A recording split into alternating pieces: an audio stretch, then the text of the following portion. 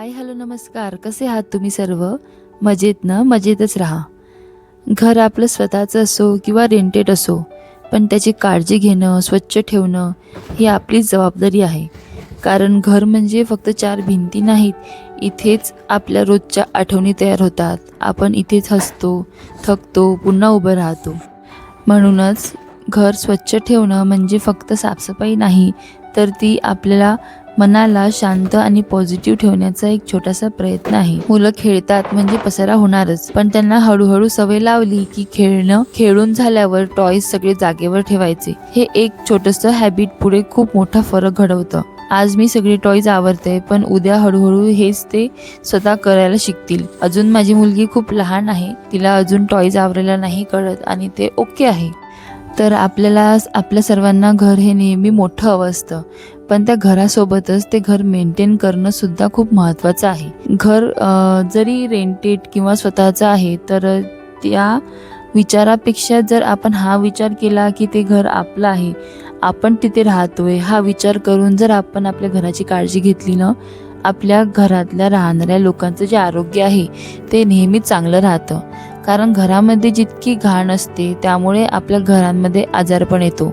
त्यासाठी आपल्याला नेहमीच घर स्वच्छ ठेवणं तितकंच महत्त्वाचं आहे. तर हे माझं वीकली क्लिनिंग रुटीन. पण आता कसं झालं आहे की फर्निचरचं जे काम सुरू होतं ना, ते आता आटोपलेलं आहे. त्यामुळे घरामध्ये सगळीकडे प्रचंड धूळ झालेली आहे. म्हणूनच डस्टिंग खूप दिवसांपासून होत नव्हती. म्हणून म्हटलं ते तुमच्यासोबत शेअर करावं. सोबतच क्लिनिंगसाठी ना मी एक वस्तू मागवली होती आणि म्हटलं ती यूज करून बघायची होती. तर ते काय ते तुम्हाला दाखवतेच पुढे, पण त्याआधी हे थोडं छोटं मोठं आवरून घेते म्हटलं. तर मी जेव्हा पण घर क्लिनिंग करते तेव्हा मला ज्या गोष्टी लागतात त्या मी सोबतच ठेवते. म्हणजे एक पाणी भरलेली स्प्रे बॉटल, एक कोरडा कपडा आणि एक ओला कपडा, या सगळ्या गोष्टी माझ्या सोबतच असतात. आणि ओला कपडा हा मी सारखं धुवत असते, ज्यामुळे इकडची डस्ट तिकडे लागायला नको. घराची साफसफाई करताना देवघराची काळजी घेणं हे सुद्धा तितकंच महत्त्वाचं असतं. माझी भगवान श्रीकृष्णाची ही मूर्ती खूप जपून आणि प्रेमाने स्वच्छ करते, कारण ही फक्त एक मूर्ती नाही आहे, तर घरामधली एक पॉझिटिव्ह एनर्जी आहे.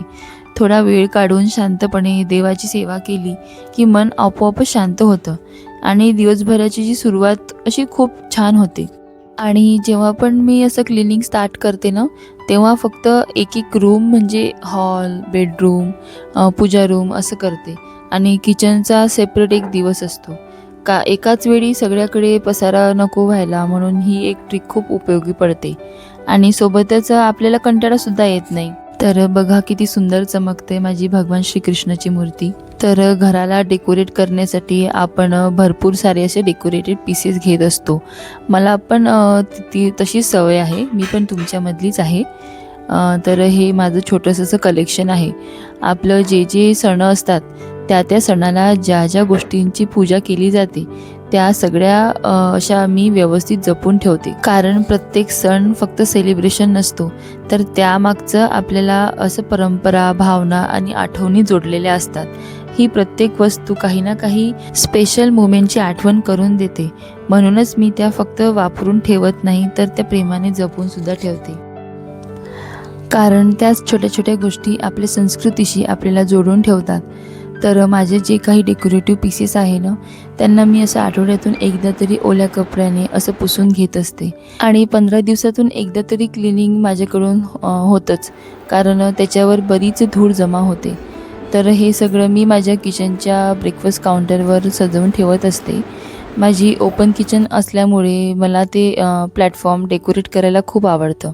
तर इथे मी असं एक जुगाड करत असते. म्हणजे कसं, आपलं फ्लॉवर पॉट जर असं छोटंसं असलं ना, तर त्यामध्ये आर्टिफिशियल फ्लॉवरचा जो बंच ठेवतो ते असं खालून कट करण्यापेक्षा त्याला जर फोल्ड केलं आणि ते फ्लॉवर पॉटमध्ये ठेवलं तर ते व्यवस्थित बसतं.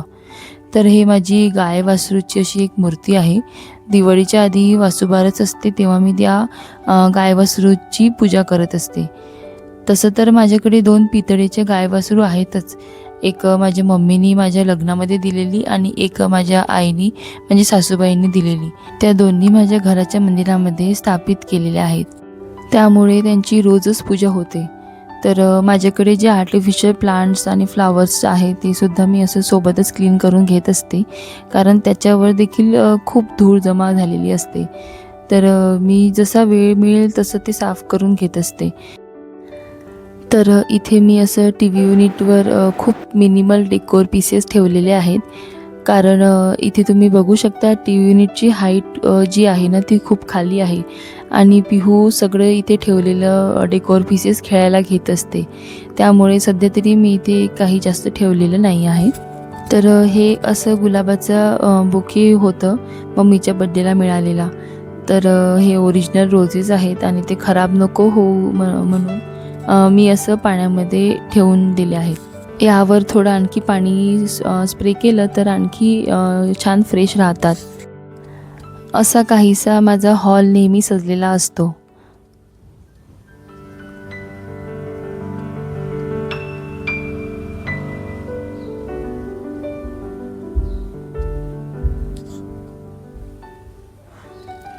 त्यानंतर माझ्या ओपन किचनमध्ये असं एक प्लॅटफॉर्म बनवून घेतलेला आहे. हा प्लॅटफॉर्म मला सजवायला खूप आवडतं.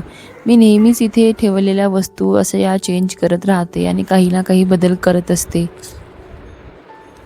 म्हणजे या जागेचा ना पूर्ण लूकच असा बदलून जातो. आपण रोज सोफ्यावर बसतो, चहा पितो, मुलं खेळतात, कधी स्नॅक्ससुद्धा इथेच होतात. पण हळूहळू नकळतसुद्धा इथे धूळ जमा होत राहते आणि आपल्याला ते दिसत पण नाही. म्हणूनच मी आता ठरवलं आहे की सोफा क्लिनिंगसाठी काहीतरी युजफुल आणि बजेट फ्रेंडली पाहिजेच.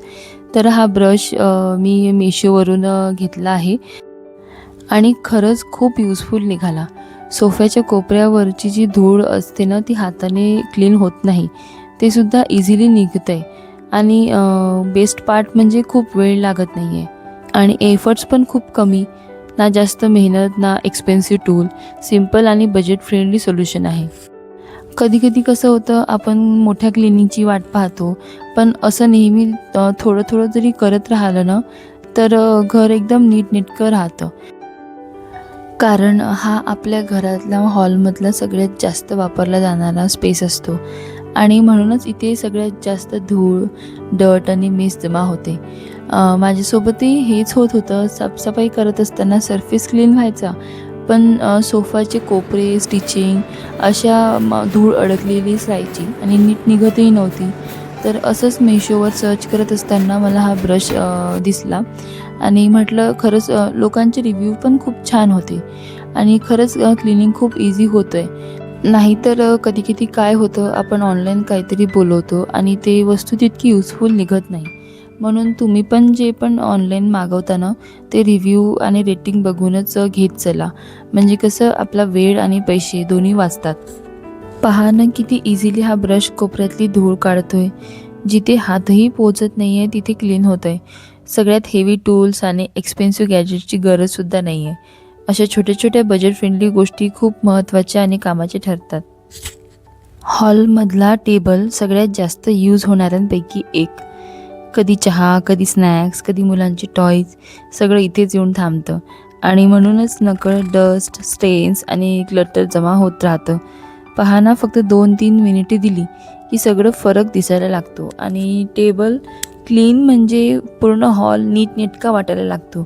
कधी-कधी आपल्याला वाटतं क्लिनिंगसाठी खूप वेळ लागतो, पण खरं तर छोट्या-छोट्या सवयी मोठा बदल घडवतात आणि खरंच अशी साफसफाई केल्यावर एक वेगळी सॅटिस्फॅक्शन मिळते. घर नीटनेटकं असलं की मन पण एकदम प्रसन्न आणि हॅपी वाटू लागतं. तर ही माझ्या घरामधली एक किचनची एक विंडो आहे.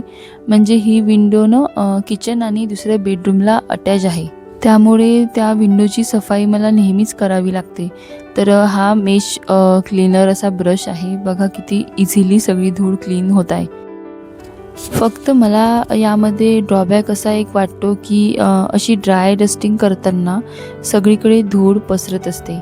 पण या स्लायडिंगची जी विंडो आहे त्यासाठी असे ब्रश खूप उपयोगी वाटतात.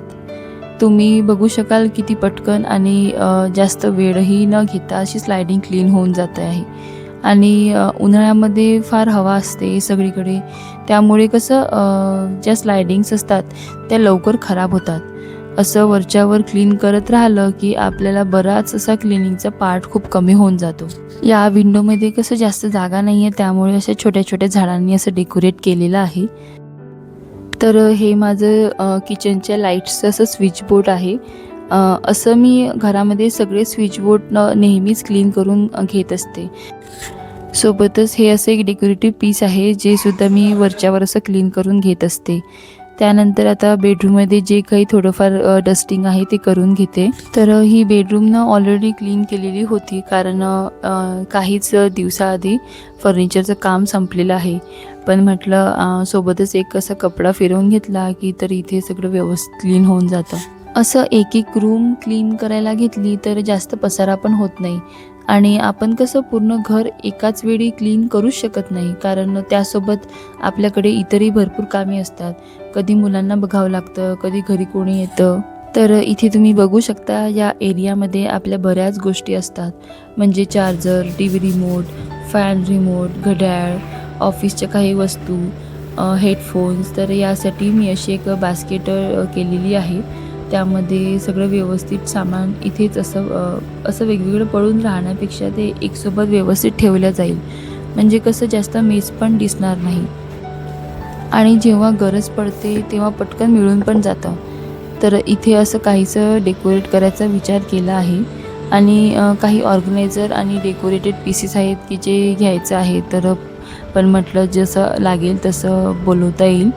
आता सध्या असं सिंपल डेकोरेट केलेलं आहे. तर हे जे क्लिनिंग रूटीन मी आज तुमच्यासोबत शेअर करते ना, मला असं वाटतं की ते माझं एक असं छोटासाच हाफ पार्ट आहे, कारण यामध्ये अशा बऱ्याच गोष्टी कव्हर नाही झाल्या आहे. त्यामुळे मला जेवढं काही जमलं त्या माझ्या काही टिप्स मी तुमच्यासोबत शेअर करण्याचा प्रयत्न केलेला आहे. तुम्हाला माझा आजचा हा क्लिनिंग व्लॉग कसा वाटला ते कमेंटमध्ये नक्की सांगा, आणि व्हिडिओ आवडला असेल तर लाईक करा, शेअर करा, आणि चॅनलला सबस्क्राईब करायला विसरू नका. पुन्हा भेटूया नेक्स्ट व्लॉगमध्ये. तोपर्यंत बाय.